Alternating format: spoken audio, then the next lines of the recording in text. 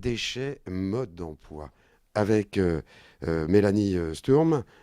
Mélanie, on s'est vu tout à l'heure.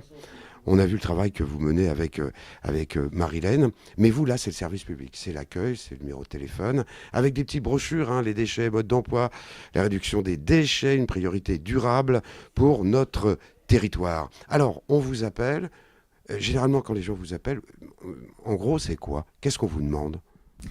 Alors, il y a plusieurs types de demandes, comme l'a dit tout à l'heure Marilène, mais c'est en général principalement par rapport à la facturation. Parce qu'on envoie tous les ans une redevance pour l'enlèvement des ordures ménagères à tous les usagers du territoire.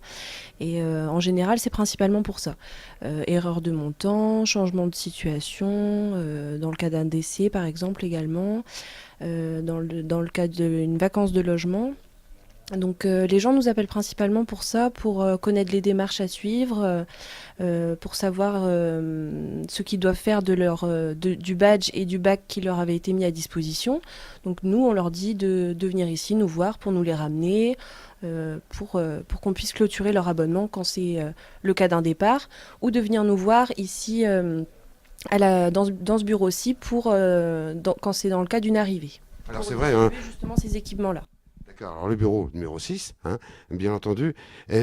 Vous suivez, hein, parce que ces gens, concitoyens de notre Côte des Légendes, c'est le service public. Donc, c'est aussi à la carte. Vous répondez aux demandes personnelles des gens.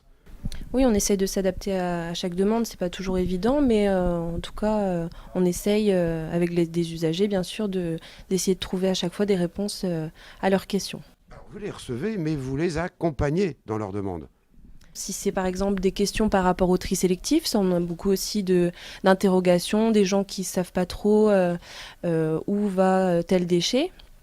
Donc ça, on essaie d'y répondre aussi. On a d'ailleurs des brochures à leur proposer pour les aider dans cette démarche-là. Alors, attendez, regardez. Voilà la brochure. Une des brochures, il y en a d'autres. Oui, il y a également une réglette de tri donc, qu'on peut mettre à disposition des usagers et également des panneaux explicatifs. Donc ceux-là sont situés à proximité des points d'apport volontaire qui sont visibles de tous les usagers du territoire. Alors, justement, vous êtes au plus près de la population. Comment ça se passe, le rapport? Ça se passe bien, en général, avec les gens? En général, ça se passe bien. Il y a toujours certaines difficultés avec certains usagers récalcitrants, mais on arrive toujours à régler la situation au mieux. En tout cas, on essaye. Alors, vous avez été confronté, bien entendu, au fameux badge, hein. Est-ce qu'on vous a reproché des choses? Peut-être un problème d'utilisation? Centralisé peut-être aussi. Pour les personnes âgées, c'est pas évident aussi. Il y a certaines personnes qui viennent nous voir en effet pour nous signaler des dysfonctionnements par rapport à leur badge. Donc nous, ce qu'on fait la plupart du temps, quand on constate un de ces dysfonctionnements-là, on les accompagne jusqu'au point le plus proche qui est situé derrière, au casino, pour bien leur montrer comment ça fonctionne. Certaines personnes oublient d'appuyer sur le bouton ou ne passent pas le badge au bon endroit. Donc nous, on se déplace jusqu'au point le plus proche pour leur montrer vraiment comment fonctionne le badge. Mais c'était pas évident d'entrer, étant donné que certaines personnes ne sont pas habituées à ce genre de technologie-là. Alors c'est vrai, on est dans une population aussi vieillissante, hein. Indirectement, il y a des badges, différents types de badges, et parfois il faut soulever le couvercle, et c'est pas évident pour les petites grand-mères, comme on dit.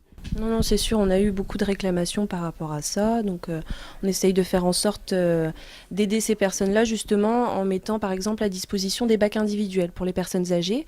Donc, comment ça se passe exactement? Les personnes qui souhaitent obtenir un conteneur personnalisé se déplacent, prennent rendez-vous avec le CCAS de leur commune. Le CCAS ensuite nous envoie un courrier pour nous signaler donc, que cette personne-là veut un bac individuel. Et nous ensuite, on prévient nos agents pour qu'ils livrent ce bac chez la personne, pour justement éviter que cette personne-là, qu'une personne âgée, ait à utiliser le conteneur collectif qui est peut-être plus compliqué à l'usage. Tous les composteurs, les bacs, ils sont ici? Oui, ils sont à retirer ici. Donc dès qu'il y a une demande quelconque, de toute façon, il faut s'adresser au pôle environnement il faut se déplacer jusqu'ici en fait pour venir retirer soit un badge, soit un bac ou un composteur qui est mis en échange d'une caution de 10 ou 20 euros. Ça dépend le volume qui est choisi. Donc on a des composteurs de 320 litres et de 800 litres. Ben, je vous remercie, Mélanie. On va aller les voir. Si vous voulez, je vous accompagne. Allez, on y va.